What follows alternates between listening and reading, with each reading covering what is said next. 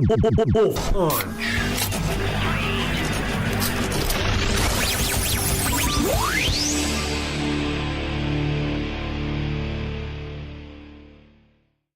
Have a holly jolly Stop it, burger. What? So hey everybody, we're WolfPunch, and welcome to a special new episode of WolfPunch podcast talking about Game of Thrones! Yay!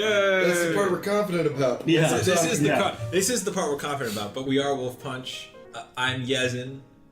I'm Kyle. Yezin in real life. And, famous. That's true. Internet famous. Yeah. And not really, but... I'm Michael.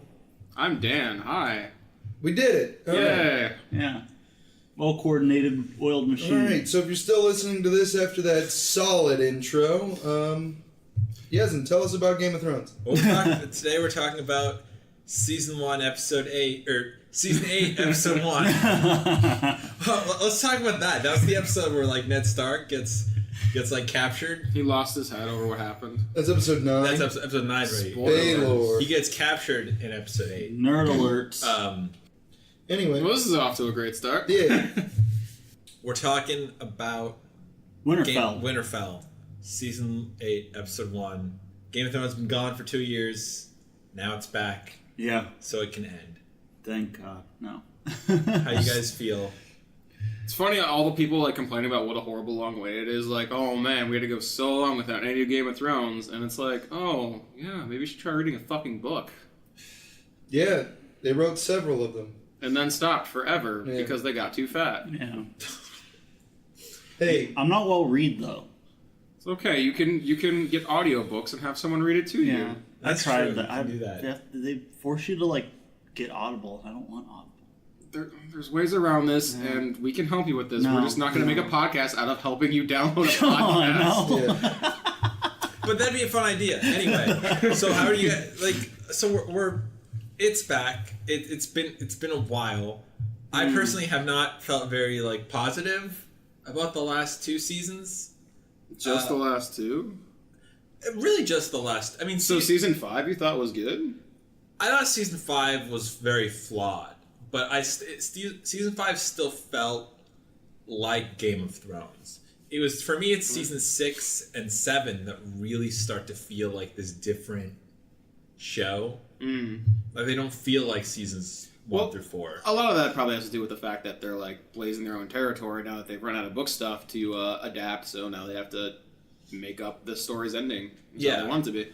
And also that, and also like just the tone is different. Yeah. True, like true. Yeah, I think I don't think it's just because they've blown past the books. It's a big part of it. Yeah, but it's a big part of it, and then the show has become like such a huge pop culture phenomenon. Oh, They're like, Christ, yeah. we're working on making it like super accessible to everyone, throwing in a lot more fan service, making sure nobody loses interest. And I think that because they blew past the books, it was easier for them to do lean into that. Sure. They don't want people to lose interest. I mean, it just feels weird. Like, yeah, there's always been like big budget battles and like huge things that happen, but now it feels like a lot of the rest, like the story, like the political machinations and whatnot, is like eclipsed by that. Well, it's about the bombast now in a lot of ways. Yeah, I'm curious too, because as a comic guy, I know when the Death and Return of Superman happened, Oh boy.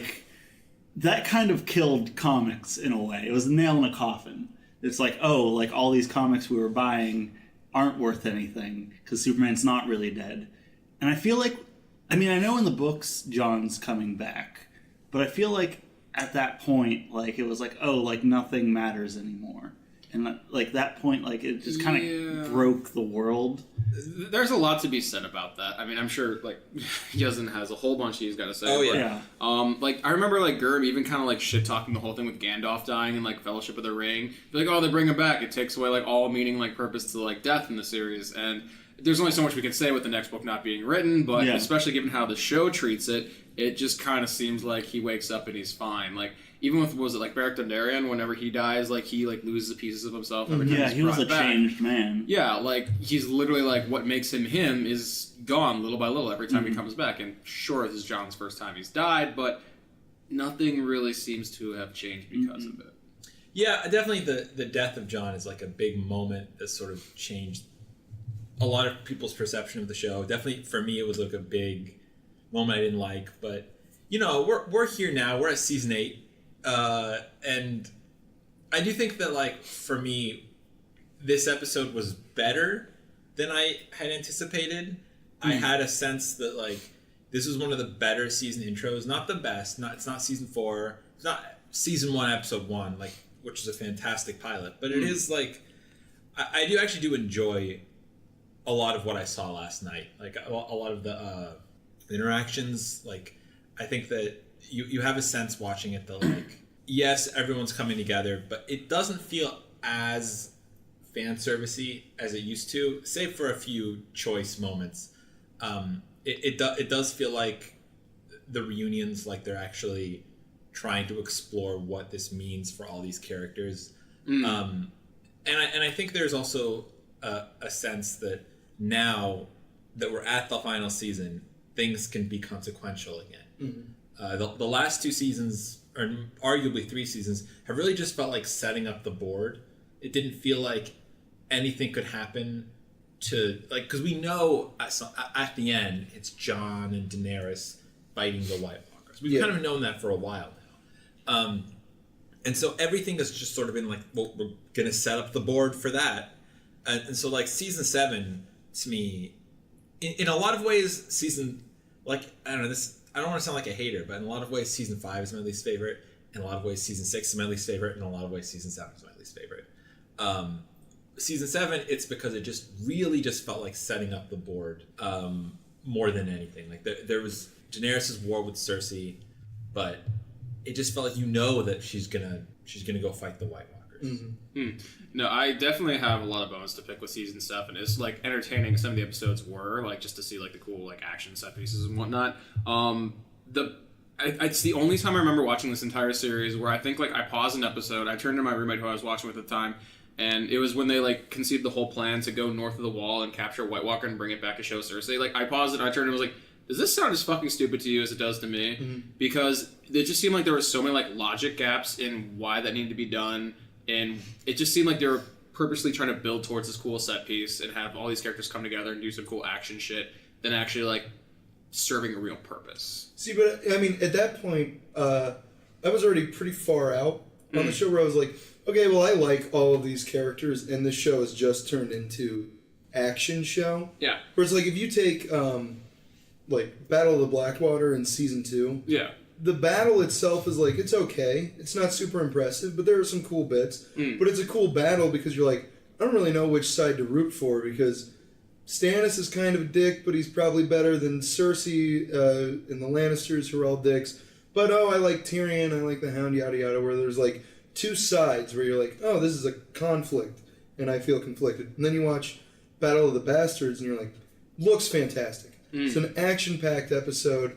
Super fucking awesome, but it's very blatant, like, good guy versus horrible guy.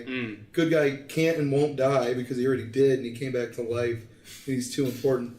So by the time it got to, like, the Magnificent Seven going across the wall, I was like, this could be fun. It wasn't, but it could have been. Yeah, it felt like Joss Whedon directed parts of that shit. Yeah, Like the Avenger like style, like circling around them as they all pull out like their swords and like pose in front of the fucking camera. Yeah, and it was one of those cases of like, instead of it feeling like an incredibly dangerous situation, which it was, but all of your characters just kind of seemed really stupid. Yeah.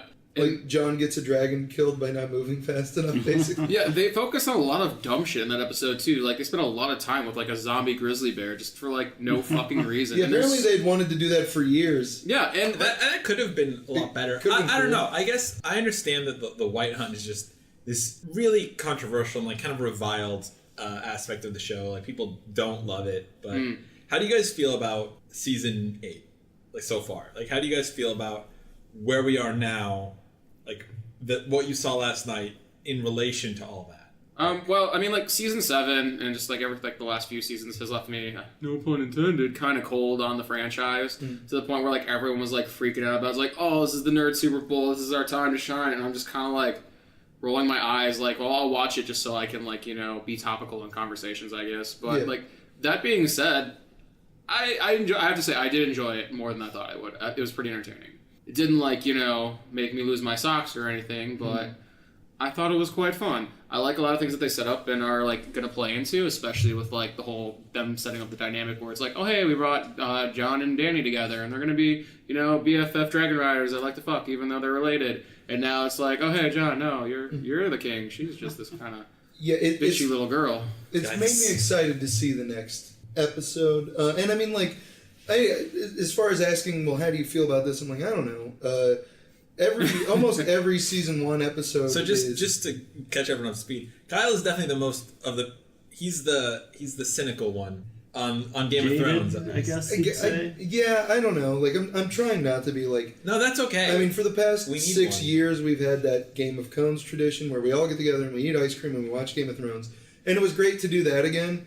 And then after the episode, it's like I feel bad because I don't want to just be that guy who's like trash talking something that everybody loves, but at the same time, like I was like, I don't really like. I mean, first of all, first season episodes, most of the time with this show are, well, we're just catching you up with here's where everybody is and what they're doing. Then it ends with a little, here's something to be excited for next week.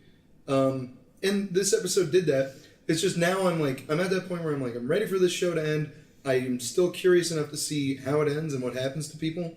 But now I wish I could just binge watch it and just get it all through. Definitely though, the one case against binge watching is Game of Thrones does have an element of fanfare. Like everyone, there's so many people that have their own watch traditions, their own watch parties, and we have that. And I get to lose that. So we have Game of Cones, and we get to have that 5 more times, and that's real fun. But I will say that it's okay that you feel that way. Like I felt that way a lot off and on. I'm really excited to see who the show wins over and who the show loses in the next 5 weeks. Yeah. Like, because for me right now, I'm like really cautiously optimistic. But I know that I'm like a picky guy, and there are a lot of endings that I wouldn't like, and there are a lot of things that they could do that I wouldn't like. I have so many expectations on like riding on this show that it's gonna be really hard for them to like really please me, and I know that, and I know it's not necessarily all their fault, but it's something that I just know about myself. And I think you might also have a lot of good fondness about the earlier seasons. Yeah, but I mean at this point weirdly enough I don't expect to feel anything. Yeah. Like I'm curious, but I don't expect it to make me mad or happy. Where I'm just like, well, there we go. That was Game of Thrones. I feel like it's going to just be almost sterile and watered down by the end, because now they have to plan, they have to please the millions of people who discovered this through the show and now love it. Well, now plus they don't. The people who love the books from whenever the books, like in the 90s. Well, I think the thing about that is the ending is the ending. Yeah. And they've known the ending for a long time. And the question is is it an ending that will please everyone? Is that even possible? I don't know that it is. I feel like it's not possible. I personally hope that it's a controversial ending.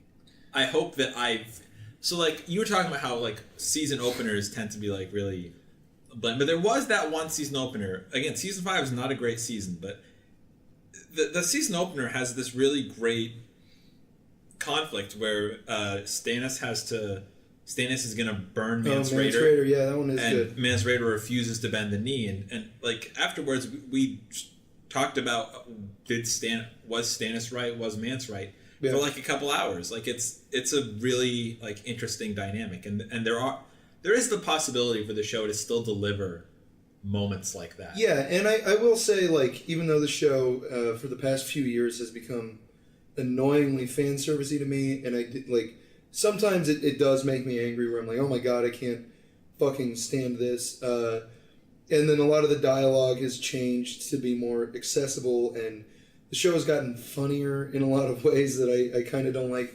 But the thing that is really appealing about this last season, I know, Dan, I hate fun. I know. No, I was laughing at the bad funny parts that you were talking about, actually. But the appeal of this last season is, there are stakes again. Anybody can die, and they don't really have to make everyone happy because they're not trying to get renewed or anything here. It's this is the end.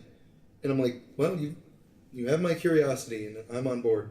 Yeah, I think it's really impossible to please everybody at this point, with any sort of ending they try to go for. Because if they give sort of a gratifying, crowd-pleasing ending where Danny and John manage to work things out and rule together and conquer Cersei, it's going to feel like a slap in the face to everything the show was built off of, as far as being a grounded, like, sort of like realistic fantasy show like that. Well, I guess I have to ask, and I think this is part of my own removal from it, is Game of Thrones, it started off as a fucking phenomenal show. Yeah. And it's, part of the appeal was, you know, my interest started to dwindle a little bit when it's like, oh, all of my favorite characters have been killed off. Yeah. And then you, like, come to terms with that because you're like, well, this is it's very cool that this show does that. And there are all of these, like, intricate things about, it's a little like Star Trek in that it's about ethics, or, like, you know, there's a lot of political intrigue, which isn't in Star Trek. This is how it's different.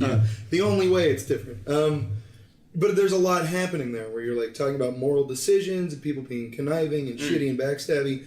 And that's all faded away for, like, we're fighting the evil army of the dead now. And I'm like, that's fine, I guess, but you're like, it's not the same show that it once was. No, it isn't, but a lot of that also feels like just the general path of the story. You know, when it gets to this grand climax of, you know, these world-changing events happening, you can still have aspects like that, but from the beginning, you're never really going to have, like, good guys on the side of, you know, the White Walkers and shit coming through. Oh, yeah. So it's just kind of like the general nature of the path the story had to take into itself. And that's kind of one of the things that, like, I've been, like, struggling with. Is like, yeah, this doesn't feel like early seasons, but at the same time, I don't know how they could honestly, like, have it feel in the same same extent as what it did when it started out.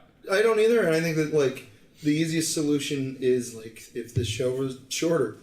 And then it was like, oh, this natural progression doesn't feel like you've lost something along the way. Well, I guess I've been talking about Game of Thrones on the internet for the past, like, bajillion years.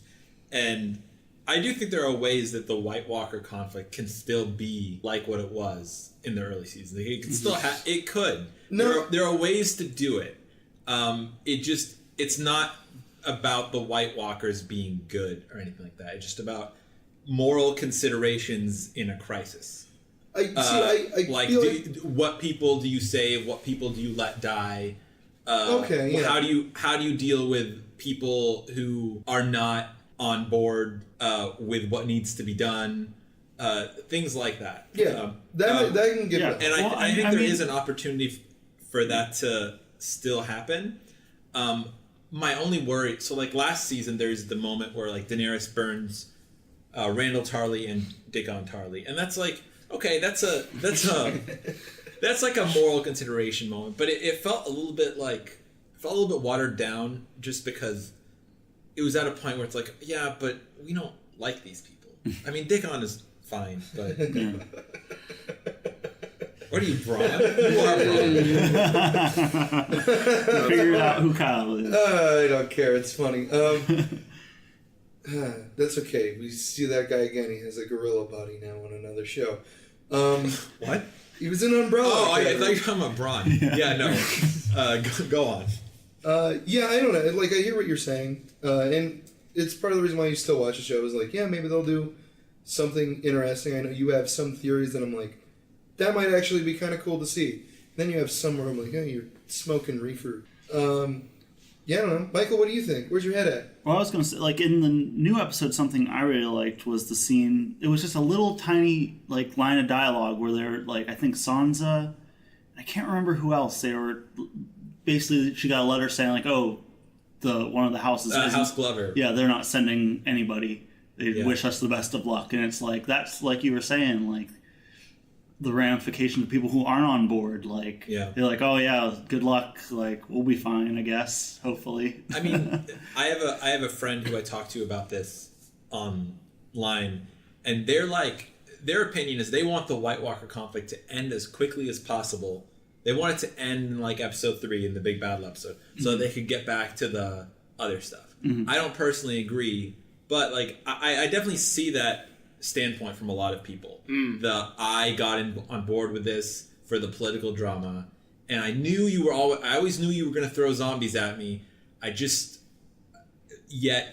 never wanted you to. See, I think personally I've come to terms with zombies. I think that I expect to enjoy season 8 more than the last 2. Yeah.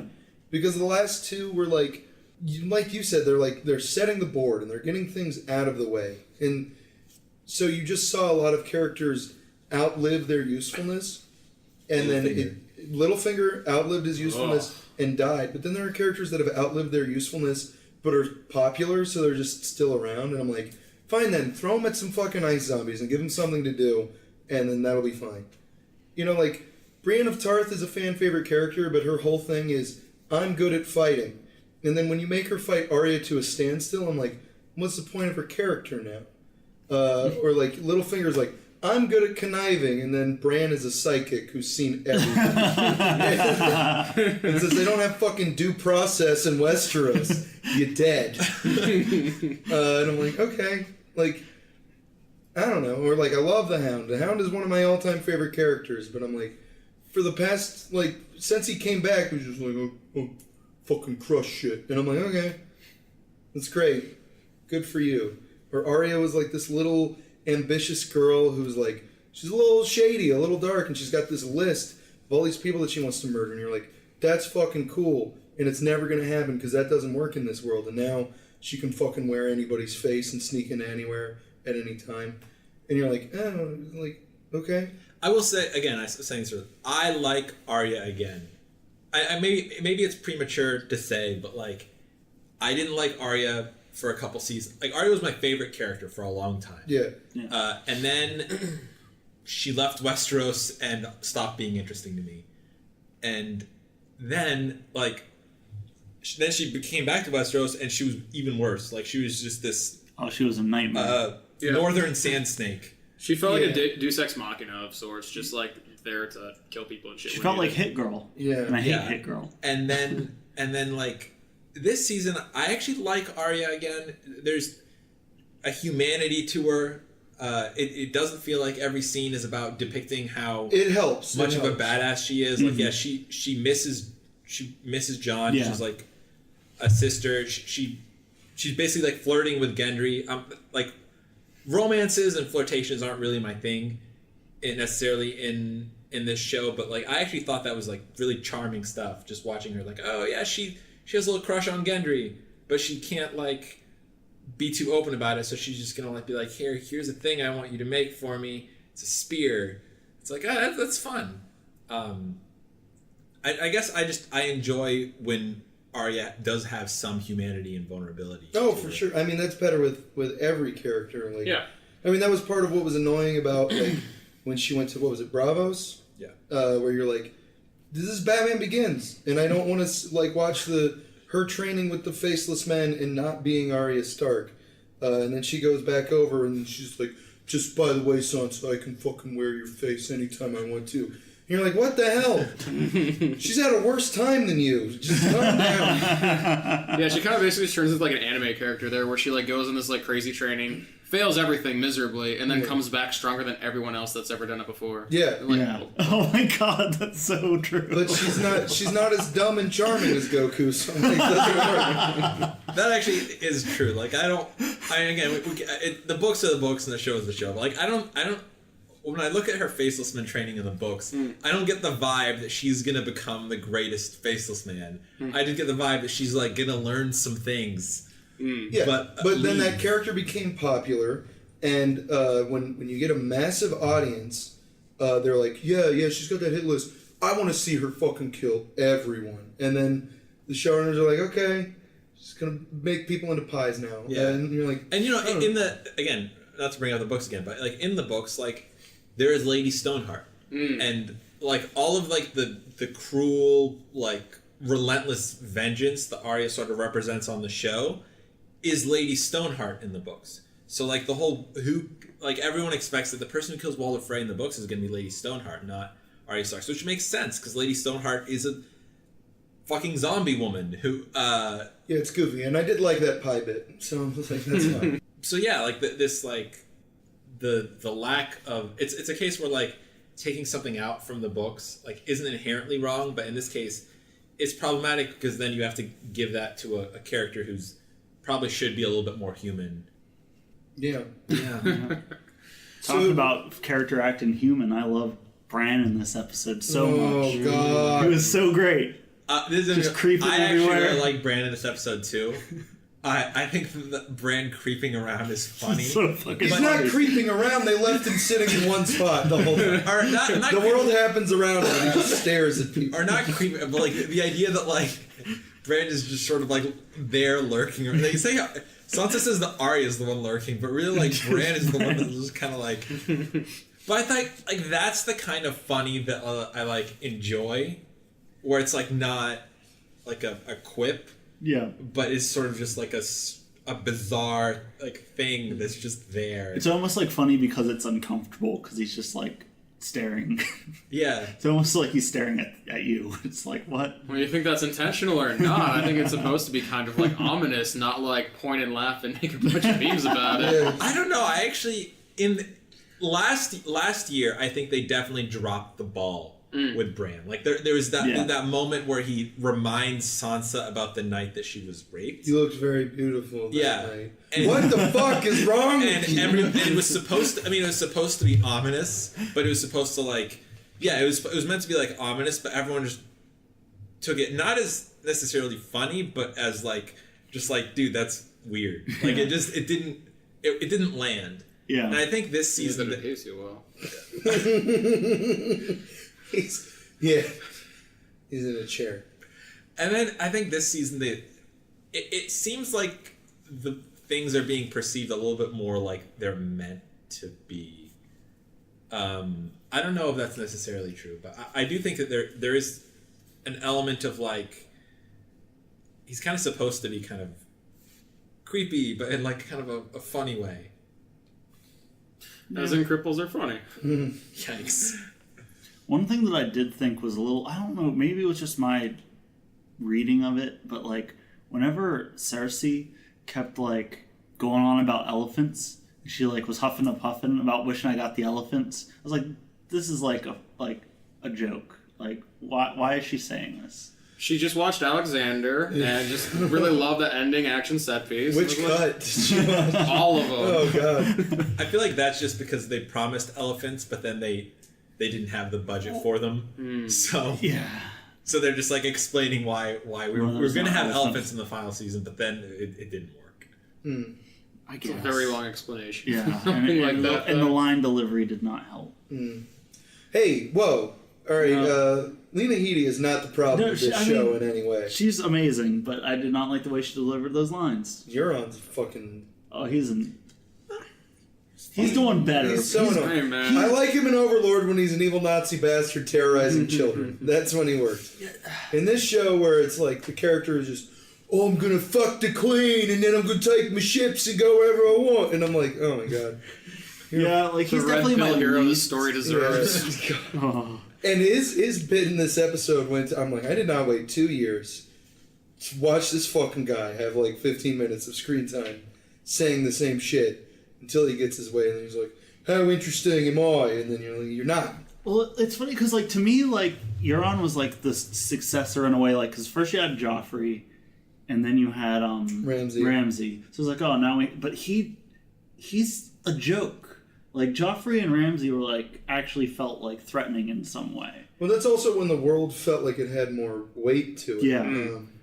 Like, I feel like at the start of season 6, he felt more like a force of nature just coming in. Like, it kind of like, just how he kills, like, the sand snakes and stuff and, like, actually, like, cause a lot of damage. And Season like, 7. Season 7, my bad. And it's actually, like, really imposing and, like, kind of terrifying. It's like, the character I don't give a shit about now is, like, actually causing carnage that I'm invested in. Yeah, it was and cool this is for a cool. minute. Yeah, it was. And then just, like, after that, there's like, well, we're just gonna throw him on the back burner until, like, we need him for something. Yeah, he really doesn't do anything. Now he other than lurks just, around like, and begs for sex. Story of your life, huh, Kyle? Yes, I know. It's too close to home.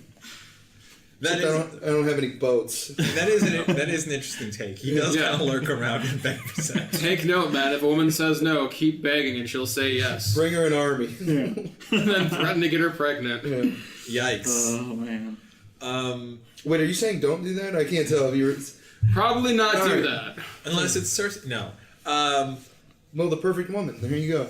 That is true. I do love Cersei. Like, Cersei is just... She's a character who, like... It's interesting because this episode is called Winterfell. Aside from a couple scenes, everything is set at Winterfell. So Cersei does have her time, yet it still feels like Cersei's just kind of on the back burner here for a second. Yeah, her story's not great. And we're waiting for her to just like come back into play, which I'm sure she will. And that is maybe something that, like, you know, you can't wait for Cersei to get back, because Cersei always makes things more interesting. Like, The Night King is kind of a square. Yeah, he looks cool as like a cold Darth Maul who can raise the dead. The Night King is kind of a square, like, you know, he's gonna do one thing, but like Cersei, you're like, oh, she can like She can do a lot she'll of spice things. up the story a little bit, so you're kind of waiting Well, for her also to... she's a character. I mean, the Night King is in name and reputation only, but I don't know that actor's name, and I'm like, oh, his performance. Vladimir Furtick. Nerd alert. But I mean, you know, Cersei and Jaime are like two characters that have been like consistently fascinating throughout the show. Yeah.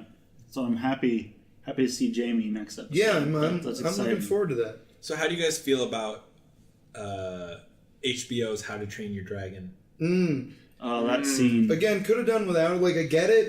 They're like, you people like dragons, and look at how much money we can do to make their scales wiggle. But I'm like, I've waited 2 years for this. Yeah, that more than anything felt like kind of just like fan service, like crowd pleasing stuff there. And like, I get why it's there, but I'm also just like, cut this shit down. Yeah, exactly. I'm not saying cut it out. I'm saying cut it down. Yeah. Yeah. And like make it again less like I laughed whenever like the dragon was staring at Jon I did. hugging Daenerys, but at the same time it's like this isn't what I signed up for. What? Nothing. This isn't what I want to see. This is goofy. So my thing with When a man and a woman go out by a waterfall to hug. Let's keep it at PG, okay, Kyle? So this is a rated R show. Anyway, Bronn is having sex with 3 women in like another. Okay, so Bronn, not Bran. So in like for me, like I get exactly why they're doing that because obviously, Jon's gonna ride a dragon and fight the Night King or the Night Lord. Well, he's gonna ride a dragon and do some fighting. I get that. Plus, like they said afterwards, they're trying to reinforce that he's a Targaryen. It makes that big bombshell more believable to him. And he's like, oh, I did ride a dragon today. Yeah, I get Suppose I could do anything. I get the utility of the scene, but the scene doesn't feel. It's just not great. It doesn't feel like the kind of thing you would have seen in the first 4 seasons. No, like if no, you had shown me that scene, like if I'd been like watching season 3 and you're like, oh yeah, you want to see a scene from the final season here, and I'd be like, what is this? Yeah. It legitimately, like if you take just that scene, like and you take out the grittiness of everything else that's going on, like that could be a scene in like an inspirational movie about like dragon riders saving the world, which is kind of what's happening now. But you know what I mean? It's a Disney's Marvel's Game of Thrones. yeah, that scene just doesn't feel right. Like the first time Daenerys rides a dragon, the CGI is kind of bad, and it's not my favorite scene, but it's like, all right, this is earned. Like, Daenerys has been there's like an arc here, and like Daenerys. Like they don't just throw it out whenever. Like it's an earned moment. Whereas with Jon, it's like, oh hey, you want to ride a dragon? And he's like, I don't know, maybe. He's like, sure, we're doing it now. I feel like a lot of stuff with Jon is kind of haphazard. Like he earns things, but always never like has the emotional like resonance that maybe other scenes have. Yeah, I agree with that to an extent. I just a lot of this comes back to like problems I have with him from previous seasons, especially like starting in like season 6, it got really bad where he seems to have this like plot armor around him where he's just immune to like having to learn from his mistakes or pay for them in like consequential ways. Yeah, and so I think a lot of that adds to like the issue there for me with that. No, I agree. Like Jon has never been my guy, which is weird since Ned was so much your guy. Yeah, I love Ned, and I'm a big wolf fan. All right, I love everybody that has pet wolves. I love the Starks. Jon to me was always like too easy. It was something that Yez and I talked about when the show, like years ago when we were first watching this, is like conventionalism has changed in these kinds of stories, where it's like when you would read like a fantasy tale from like the 50s or something, then your Robs and your Jaimies, they would feel like the main characters. But by the time you get to like 70s and 80s fantasy fiction, it's always the downtrodden underdog. When like right from season 1, I see Jon Snow and I'm like, well, this character is going to be a big deal, and he's not going to die. If you had to guess, if somebody told you the number of Stark children or Stark family members that were going to die at the beginning of the show and they didn't tell you who, you wouldn't guess Jon. Yeah. And you would be right. Like, it's just, there's too much in his character where it's like, I'm the bastard, and then I find out I'm destined to be king. And I'm like, yeah, okay, that's just the way it's going to go. And also, he drops his fucking sword, like, every season, every time. Drives me up the wall.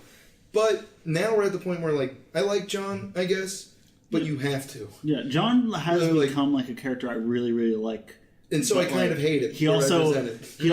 But again, like, the armor he has kind of, like, it annoys me. I think his armor looks sweet. Well, his armor does cool look fucking He's got sweet. the coolest costume on the show. Well, I don't know about that. Nah, he's got the coolest costume, coolest sword. And I think Daenerys' costume is real cool. Oh, yeah, her costume's Oh, yeah, that's cool. Yeah. I couldn't fit in it, but, you know, couldn't fit in Jon's either, though. Yeah. To borrow Sam's. Sansa's costume next week's episode looks real sweet. Yeah. But you know, I'll say this: like I've always been pretty critical of Jon. Of all the characters, like Jon might be the one that I harp on the most because he has the potential to, like, if done poorly, Jon sort of undermines the point of the show. Because with Ned, like, Jon is Ned 2.0. That's not a secret. That's like something they're really trying to do on the show. That's why they keep in every promotional image, like, Jon is like posed like Ned and all that. But what works about Ned is that he doesn't make crybaby face every 10 seconds. Well, also that, like, Ned suffers, like, consequences for every mistake he makes. Yes, he does. And Jon makes a lot of the same mistakes, and then he kind of suffers consequences, but then not, like, it's really other people that suffer the consequences. Yeah. Like, oh, he fucks up, but then like, Rickon dies, or like, he fucks up and then, like, someone else dies, or someone else suffers consequences, and then he broods about it. But I don't know. It's a tough one. Like, I get there are subtle differences between Jon and Ned. Like, there are subtle, like, ways in which Jon is a little bit more adaptable than his father, essentially.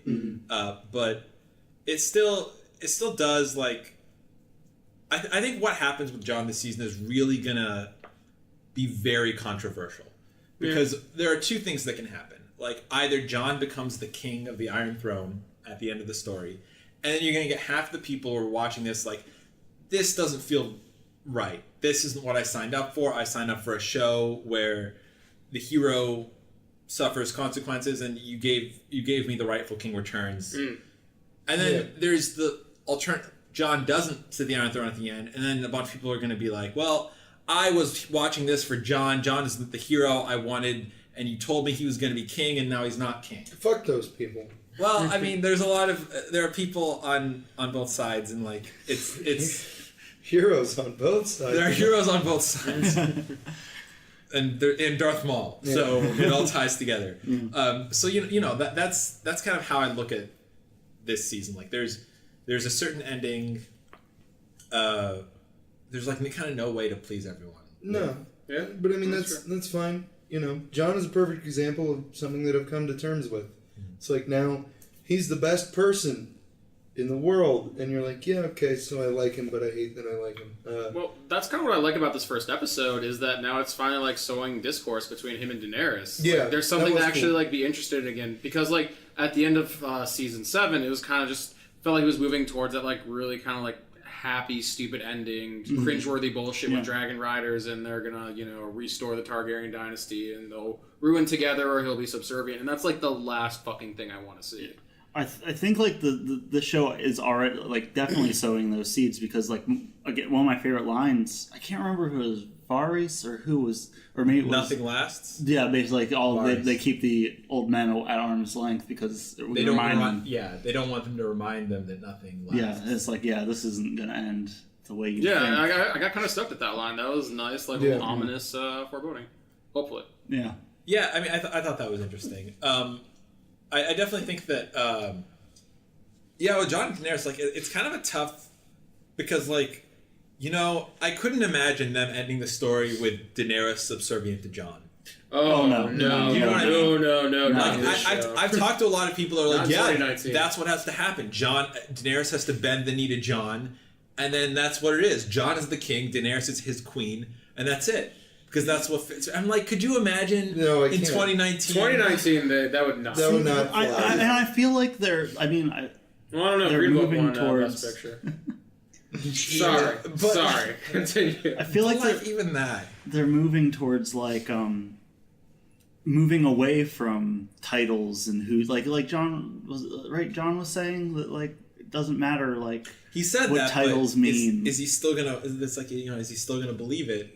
I hope, depending on what happens. Like, I feel like it should be whoever's. I feel like that's the way the world's moving is like, oh, these families aren't like, this isn't the way it should be set up. It should be like whoever's the most qualified should be running. Is I hope the way this story's moving. hashtag King Bran. But Are you the only one that puts out that hashtag? Like, for now. But no, I mean, I definitely think like, yeah, that's something that because, you know, the way it's like the idea of Daenerys bending the knee to Jon is just, to me, so like, guys, 2019, it can't happen. You can't do it. Like, it just even if that was George R.R. Martin's ending, Dan and Dave would not do it. yeah. Yeah. And I mean, even if women haven't been getting the raw end of the deal throughout entertainment forever, even just in the context of this story alone, it would be like, oh man, that's kind of shitty. Yeah. Where you've been following like John's quest throughout the show, from a narrative standpoint, you're like, oh yeah, he's probably going to become king. And there are fans that expect that. It's never really been his story. He's wanted to be a hero, not a king per se. Danny, we've been following like trying to rule this entire time. I mean, I don't care personally either way. Like I'm like, I don't care what happens to either of you people. If John does go to the throne, then you just get the reluctant king story, like that you've heard before. Like I really don't want that. Like that's not what Game of Thrones is. It's tough. Yeah, it's a tough one.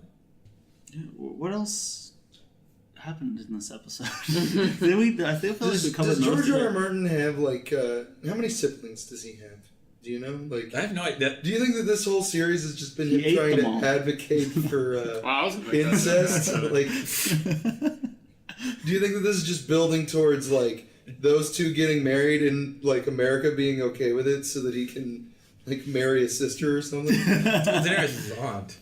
Either way, Also, incest is incest. I should mention. I mean, in the original outline, No, I know. I remember. in the original outline, George R. R. Martin, like it's Jon and Arya. Yeah. That, of course, it turns out they're cousins anyway. But Yeah, that's like, fine. That's sexier. It's fine. But no, the original outline is like super Lord of the Ringsy, because like Jon is this clear Aragorn allegory, and then Arya is Arwen. It's like super. But he was like, man, I feel like Lord of the Rings has room for improvement. What if that elf chick was his cousin? But they Still a lot of copies in West Virginia. True. But yeah, I mean, the other thing from the episode, I think, you got Sansa and her like hostility. Oh yeah, I actually kind of enjoyed that. I always enjoy Sansa. She's the best. Yeah, I do like Sansa. I think Sansa is also really like controversial character. There are a lot of people who are just not happy with Sansa being sort of addressed as a, which is actually kind of an interesting thing I got where I was like kind of rewatching a couple scenes from the episode. There's definitely like an unrealistic thing in the show where every character that does anything is now seen as the best in their field. At Yeah, that thing. yeah, that's super annoying. Yeah. Like, because I was thinking about it, like Gendry is just I mean, he was an apprentice, but he's a pretty young kid, and now he's like the lead smith. Yeah. At Winterfell, and What they're not addressing is that he's just popular and that rich people like him. There's probably somebody more talented there. Don't worry. no, that's true. Yeah.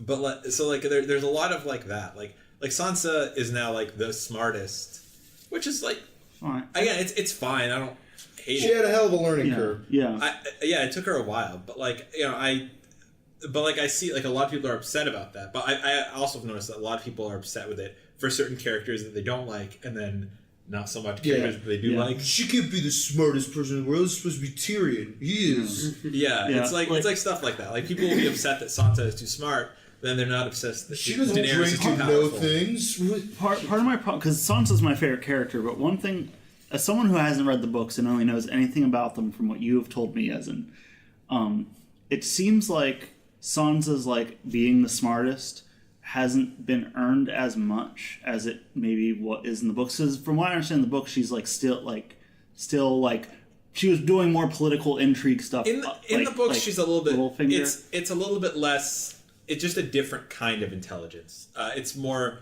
It's more like she's younger. She has a much like the.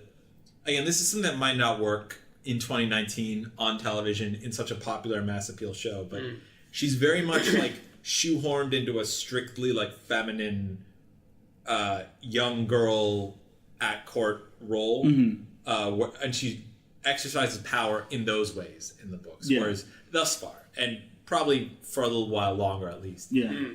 Whereas in the show, she's very much like in charge. It's like hard power. She is large and in charge and taller than Jon, and because in the show it just seems to happen very abruptly, which I was fine because I liked the way her character developed. It just seemed like it happened very fast. Yeah, it seemed like all of a sudden, like season 7, when Jon's back, suddenly she's like confronting him in the court in front of everyone, being like, "Why? We shouldn't do that. We should do this instead." When it felt very jarring. It's like, like we want a great, like strong, like outspoken, like female lead character, but it's like this doesn't feel like how it would have gone in the world. Like this should have been like an argument that happened before this meeting or directly after, not just like happening right there and showing like visible discord amongst the family. Yeah, because when you're some poor farmer that lives on an ice ball and they're like, man, they want me to bring my sons into battle for them, but they can't decide what they want to do. Yeah. And now me and my whole family are going to die. Just do that behind closed doors. Because I mean, I could see the logical things, like, oh, she was like with Littlefinger and she learned from him, but like it just like you can apply that logic, but I didn't really see it on screen enough to be like, yes, that's how it happened. So what do you like? What's like a character or like an arc that you guys are excited for?